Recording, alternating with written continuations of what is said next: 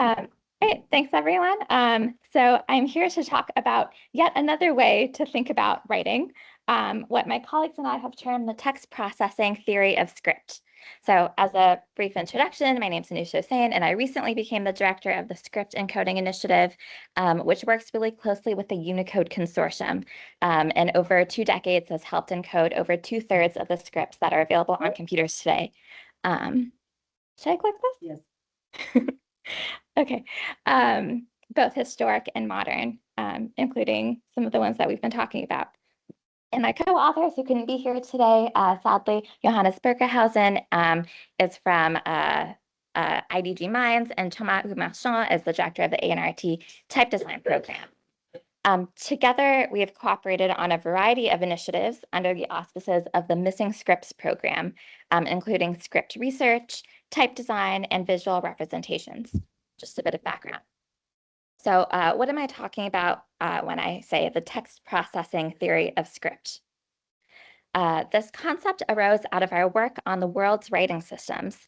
This is an effort to exhaustively document the world's writing, living and dead, Unicode, encoded, and not. If this was a PowerPoint, you would see a video of all of the scripts sliding down. The world's writing systems can be seen as a progression of the investigations and visualizations Johannes began in the early 2000s, beginning with the Decode Unicode poster on the left, presenting all of the characters of Unicode's basic multilingual plane, to the Decode Unicode book that included descriptions of not yet encoded scripts based on research that my predecessor at SEI, Debbie Anderson, did, to now this poster on the right, and I will bring some copies tomorrow, that seeks to tell the history of writing in conjunction with the history of digitization, all in a single view. In our routine revisitations of this poster, we found ourselves wondering what exactly we were representing, and whether it could be explained in a single coherent frame. For one, a quick examination of the poster shows that a more appropriate term might be the world's scripts rather than writing systems. But leaving that aside, the cataloging effort here requires several decisions on what exactly counts as a script. For example, does proto-writing count? Does it deserve a place? What is the line between writing and graphic symbols? What some might consider artwork or symbols, graphic systems, rather. And what about constructed scripts? What level of adoption or recognition is enough for them to qualify with a space here, given the intense activity we're seeing in the past half century with script invention? And then finally, for natural scripts, that is, ones that have evolved one from another, where do we draw the boundaries between them? How do we determine if they're scripts of their own or allographs? And what do we do with communities that hold strong distinctions within their identity groups? Do we follow their preferred conventions on their boundaries and their names or otherwise? Looking at past editions of the poster, the prevailing logic is actually not that hard to find. For encoded scripts, the elements are defined by the Unicode standard, what it recognizes as distinct and how it names them. For unencoded scripts, it follows our or SEI's rough assessment of what might be assigned by Unicode, its name and its boundaries. And then occasionally we make discretionary adjustments when we disagree with a Unicode inflected decision. So some of these discretionary adjustments are bronze script, for example, which Unicode standards makers have decided does not have consistent enough forms to be encoded in that standard, or hieratic Egyptian, which is deemed to be a variation of Egyptian hieroglyphs and could be handled by a font. We've also used our discretion to decide what modern constructed scripts could be included, basically by what we were aware of, but this is something we're constantly adjusting. In truth, we're still puzzling through these questions that I was posing, but that exercise gave rise to the title of this talk. So essentially what we see and want to name is the handful of logics by which one might analyze scripts and writing systems, what different approaches care about, and the way they make distinctions on what terms. So this is similar to what Demetrios represented, and it's either asking a slightly different question or it's my mistake. You can tell me later, since they don't map up exactly. So the logics that we identified that come up are firstly paleographic, which we can say is concerned with tracing the evolution of shapes across time, space, and scribal tradition. You can make an analysis on linguistic terms, analyzing the structure of writing systems and their mappings to language. You can make arguments on typographic terms, distinguishing stylistic traditions and design variation within a script, or on sociopolitical terms, grounding distinctions in community identity and political recognition. There can obviously be overlaps in the verdicts when these logics are applied to defining the boundaries of a script. For example, all of these would pretty easily agree that Devanagari is a distinct script, but the arguments by which each approach arrives at that conclusion are distinct and at the edges might produce different results. So for example, Bulgarian Cyrillic and Russian Cyrillic might be differentiated on typographic or sociopolitical grounds, but might be merged on other grounds.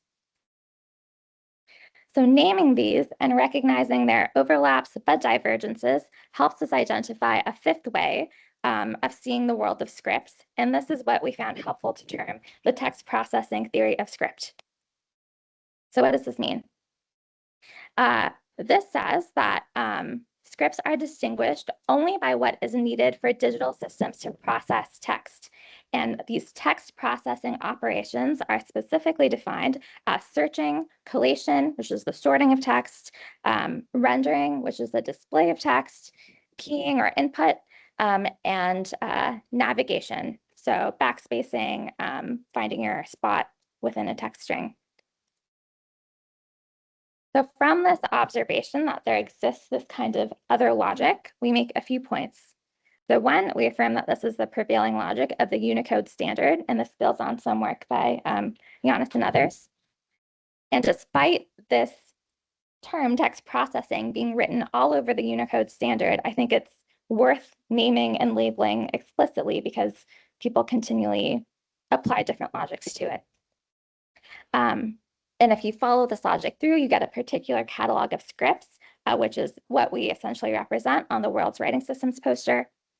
And then third, a point that I'll end with is that this is a descriptive logic, but it's also constitutive, shaping what it claims to only describe. So I'll come back to that near the end. So a bit of background on the Unicode standard. I think this crowd is somewhat familiar, but I'll do some brief level setting. The Unicode standard is a widely implemented way of representing writing in digital environments so that it's consistently stored, processed, and transmitted. The units that make up the standard are called characters, and previous analyses have shown that these are essentially equivalent to graphemes, but most plainly, these are the minimum units that need to be differentiated in text processing operations. Each character gets a stable numerical identifier called a code point, and this graphic here shows how these identifiers can be stored in different ways in different encoding schemes. The standard is organized into script code blocks, where the script represents multiple writing systems that have similar processing requirements. So it bears saying that Unicode was philosophically different from other character encodings of the 1980s and 90s used in computer systems. The dominant practice was either to encode glyphs as distinct visual units, so every single glyph gets a code point, as in IBM's well-known code page system, and to reuse the same code point assignments, the same octets values for different characters, depending on what language you loaded. This approach was memory constrained and language constrained and made a lot of text processing database operations really difficult.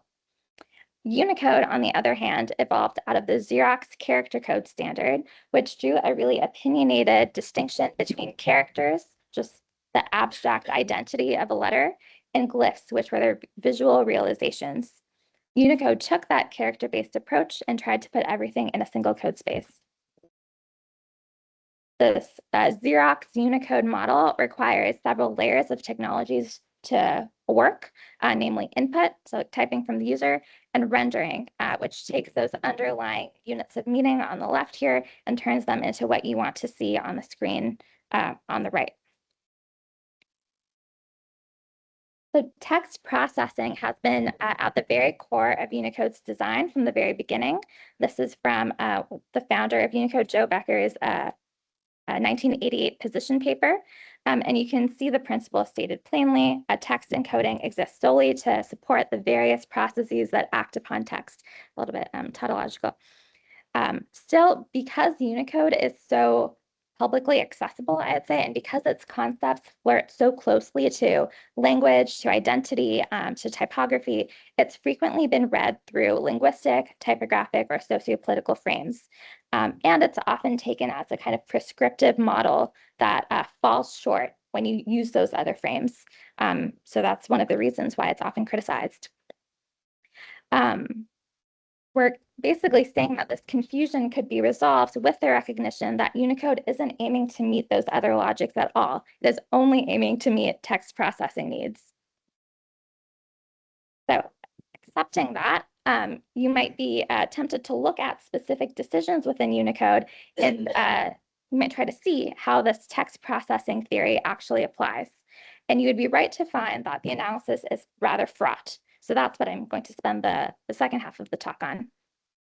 So our point is that this theory of text processing doesn't describe a fixed criterion, but it's a frame of argumentation, and that the way that it's been followed has changed over time, and you can actually describe those changes. So we see roughly 3 periods. The first decade after Unicode was launched was riddled with compromises made to make adoption easier for industry and government stakeholders. So there were lots of decisions made that were contrary to its design principles, like duplicated accented Latin letters, mostly for European stakeholders. All of these Arabic presentation forms added by request of the Egyptian national body present in negotiations. A lot of things added for Apple and for Microsoft to make their existing systems work. And then expansion of what was initially framed as a very strict 16-bit code space to a bigger set to harmonize with the ISO character code that was also being developed at the same time. And then also loosening up this fixed width encoding that Unicode was designed around 16 bits when differences needed to be made to work with existing systems like Unix. So that's the 1990s. We argue there's a shift from around 2000 onward. Major vendors had already implemented Unicode, the code space had already expanded, and there was a growing user base bolstered by the internet kind of arriving and spreading around the world that was creating content in earnest. So this period is really interesting because you can see Unicode attempting to strictly adhere to the standards that they laid out, but hadn't really had the chance to comply with yet. And then heading into recent years, we argue that there's a different shift. Text processing, which during that middle period I'll show had a very narrow kind of definition, expands to include a wider set of operations. And this is tricky because it poses new kinds of trade-offs for standards makers and produces less predictable outcomes for what gets defined, on what terms, and what we have in our digital systems today. So I'll walk through a couple of case studies to flesh this out from the 2000s period and then the 2010s period. So our first example is a letter of the Bangla script used for the Bangla language called Kodutta. Let me see here. Like other Brahmi-descended scripts, Bangla is an abugida. There are consonants that carry an inherent vowel sound, and that sound can be adjusted by vowel modifiers, like in the top row. It can be explicitly silenced, so tha becomes just t, or implicitly silenced when 2 consonants are next to each other. The first one gets silenced, and you get the inherent vowel from the second consonant. So kondatha is a character used to write a silenced tha, so taking the vowel away from tha with a virama. But it It was recognized by Bengalis as having the special status of a letter, even though these are equivalent in certain ways. You could argue that they're equivalent. In the early 2000s, Kondotha appeared missing in the Unicode standard to many because it didn't have an explicit code point assigned to it. So many people were writing in, such as this person here. As questions arose from implementers about Kondotha, a code point sequence was determined to figure out how to display it. But due to various inflexibilities with rendering systems at the time and idiosyncrasies with how Bangla worked, this kept producing errors, so people were very unhappy. Steadily, a campaign emerged to give Kondotha its own code point, and it drew in actors from academia, from language academies, from IT ministries, open source communities from South Asia and the diaspora. And for a long time, those arguments took on frames that Unicode found inadmissible. So these were like identity-based claims that this character was key to being Bengali, and without it, Bengalis were forced into an Indian model. There would be arguments like, oh, in school, we see it as a letter, it's placed on the alphabet chart on the same level, not as a kind of graphical variant. Or there are kind of linguistic arguments that there were other silence code points like Anushah, the bottom left there, already in Unicode. So Kondotha should, by equivalence, also have its own code point. And these were not accepted. What finally did gain traction was a mix of linguistic and search and collation-based arguments, this like text processing argument that I've been talking about. So some linguistic evidence accepted here, but then most importantly, Unicoders accepted that sometimes you wanted to search for a word that had Kondotha in it and not a silence tha, and this was important for, like I said, search and sorting-based reasons, and that is enough to get Kondotha character. So I would call this an early pivotal example when Unicode standards makers were practicing how to articulate the text processing theory of script, getting argumentation thrown their way in a variety of frames, and finding the words to insist on the ones that mattered. And further, they are still deciding whether usability-related concerns like rendering, which matters to the user, would participate in that criteria. I'll quickly run through some examples. I think I have 5 minutes. So a second example from around that same period is the German sharp S. So maybe some of you know about this. The sharp S, or S set, has been infamous for some centuries for seemingly missing a capital form. It only has a lowercase, or did. This didn't really matter much because the letter didn't appear at the start of words where you would often want capitalization. And there was a convention to use 2 S's when necessary, or leave it just in lowercase form, or sometimes use an S and a Z. In 2004, a German typographer submitted a Unicode proposal after claiming to find historical attestations of that capital sharp S. This launched quite a bit of debate within internal Unicode lists, but was firmly rejected with the verdict that this was a typographic issue not to be handled at the encoding layer, as it would easily lead to data corruption, having 2 different ways to represent the same concept, and veered dangerously close at an attempt to reform the German orthography, as this quote shows. It is not our job to do that, they said. Yet, in 2007, the S set was revisited, and notably, this fact has gotten lost in some tellings of the story. The proposer this time was a technical body, not a typographer, the German Institute for Standardization, or DIN. Here, the proposers made a very specific claim that capitalization algorithms should not change, that present German orthography should not change, and that this should only be encoded for very rare cases to represent historic text and proper names when someone chooses to write their name this way. And this was accepted. So this case demonstrates to me, again, the superiority of text processing-based argumentation in Unicode's kind of allergic response to any other form of appeal. A more recent example, this is the Mongwego script from Malawi, a script invention from 1979. the script was discussed in the last few years. Once sufficient adoption and stability were proven for the script, discussions turned to whether the order by which the script would be encoded would follow a visual or logical model. So encoding model. So visual here means that the characters should be stored in the order in which they appear. So a modifier on a consonant, if it appears ahead of the consonant, would be stored and typed first. In a logical order means that the base, the consonant here in this case, will always come first, and then other rendering functions will reorder as necessary.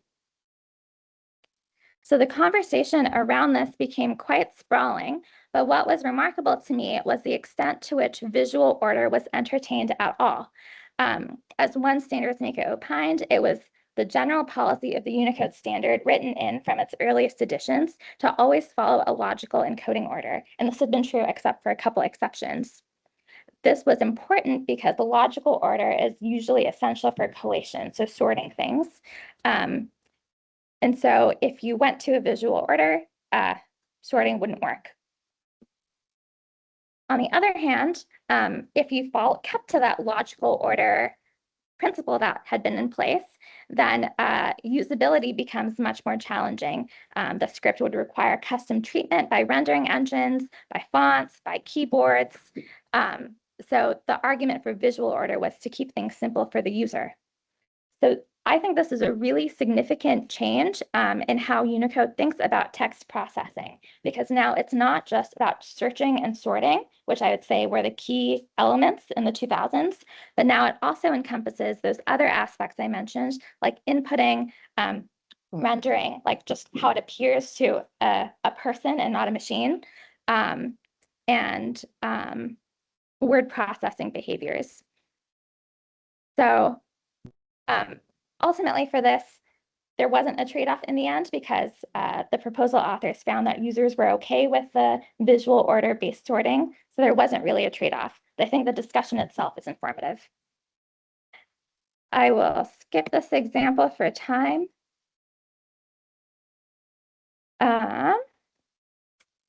So why does this matter?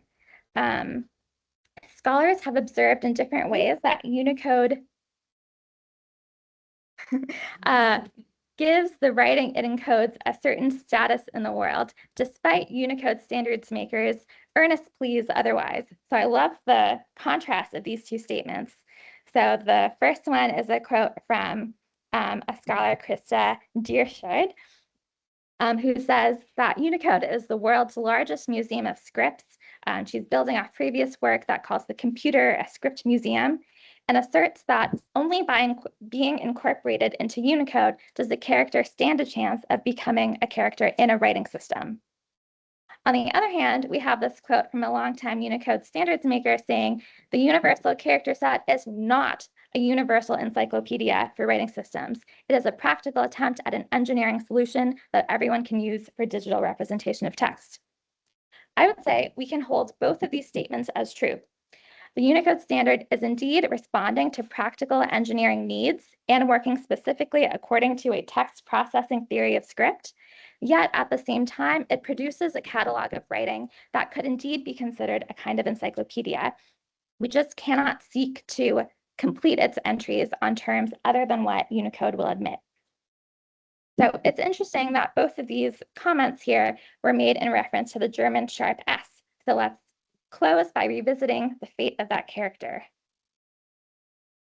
Between 2011 and 2018, we see that there is an interesting change in the publications of the Council for German Orthography.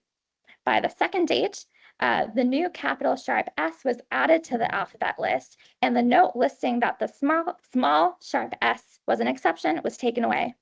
What's more, in a report by this council, they state that this decision was done because Unicode made the character technically available. This is quite notable because despite the kind of very limited and narrow terms by which the character was accepted, it nonetheless resulted in an orthographic reform. So from this, we would just observe that while the text processing theory of script is meant to be descriptive, it is nonetheless also constitutive in society. It's shaping society. And I will end there.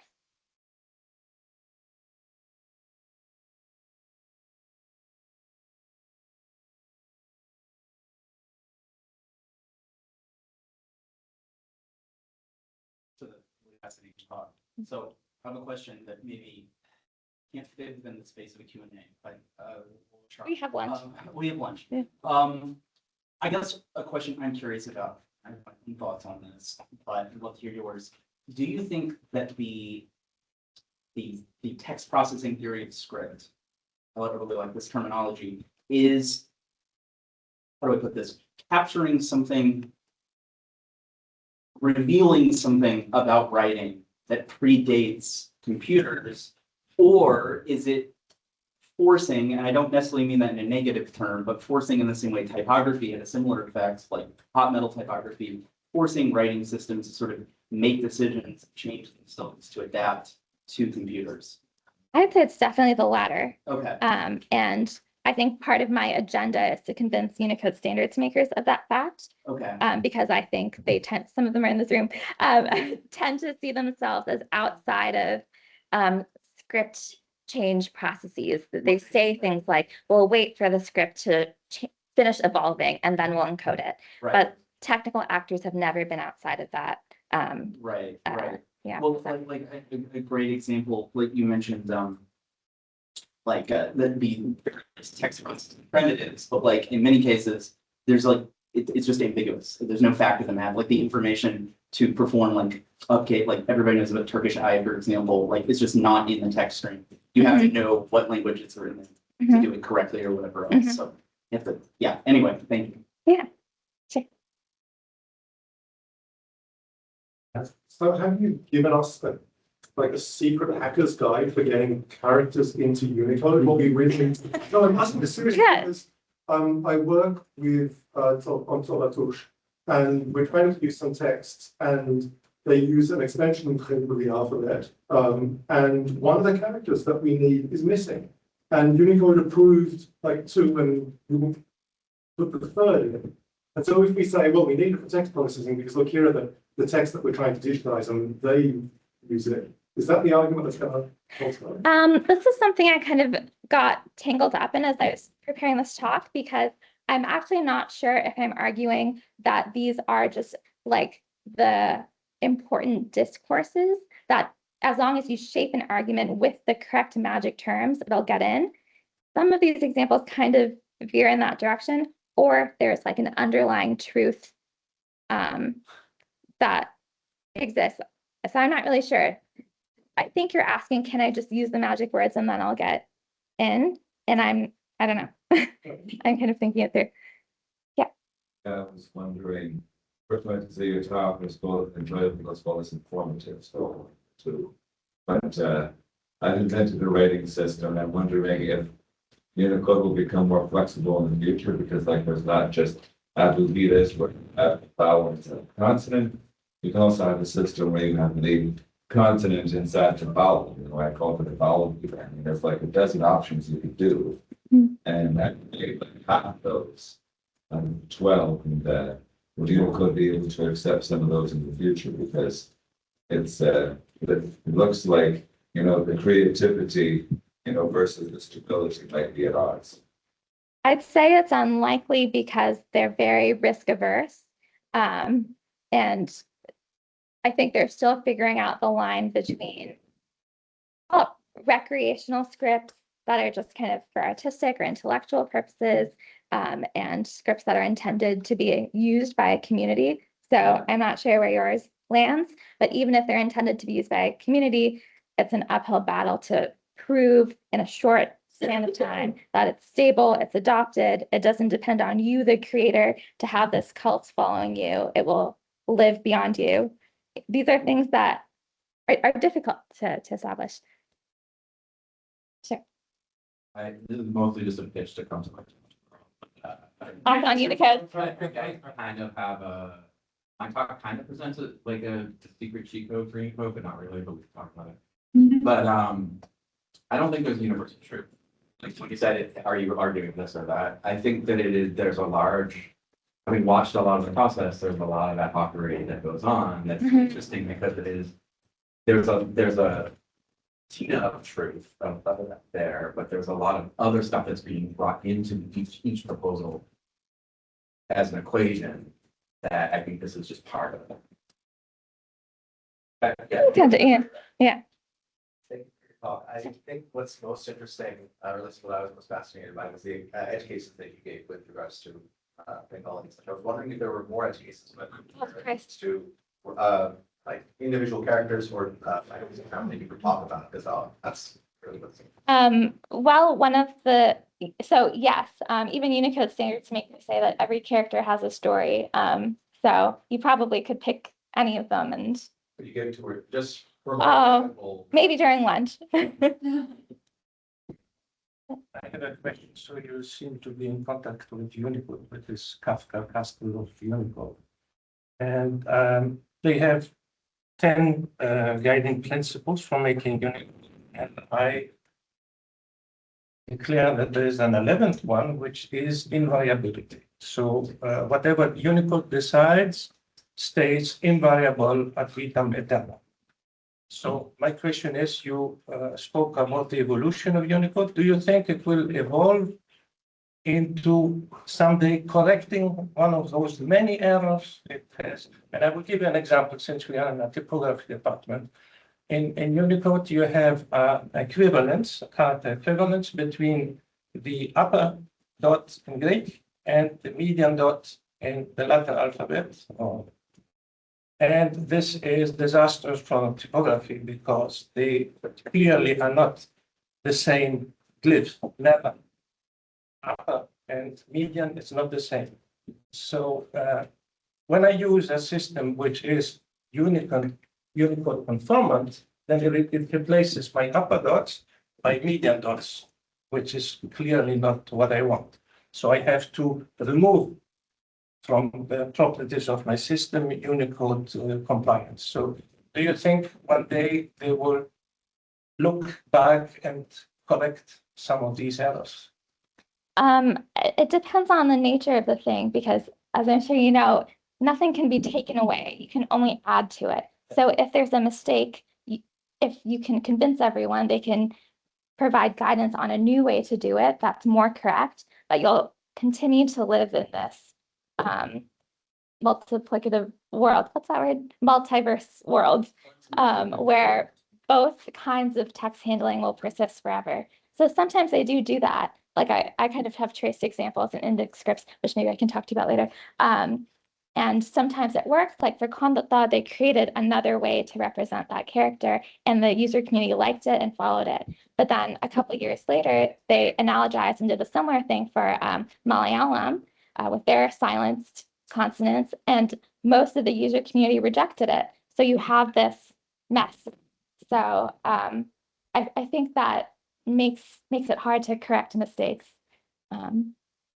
So it will stay that way. Just ask a very quick question that's slightly more for the audience rather than you. But Daniel Harbour has mentioned you, Yanis has mentioned, I also have various issues with you. Does anybody not have a specific issue? Like if you can really do it, just to be fine with what Unicode does for the script or language or writing system that you work.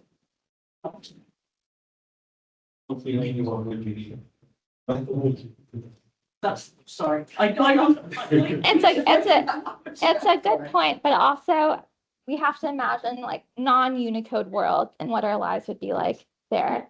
So Unicode people will give you a hug if you want. Unicode does, but I think there are some very, very probably, yeah. Okay. Okay, so thank you very much.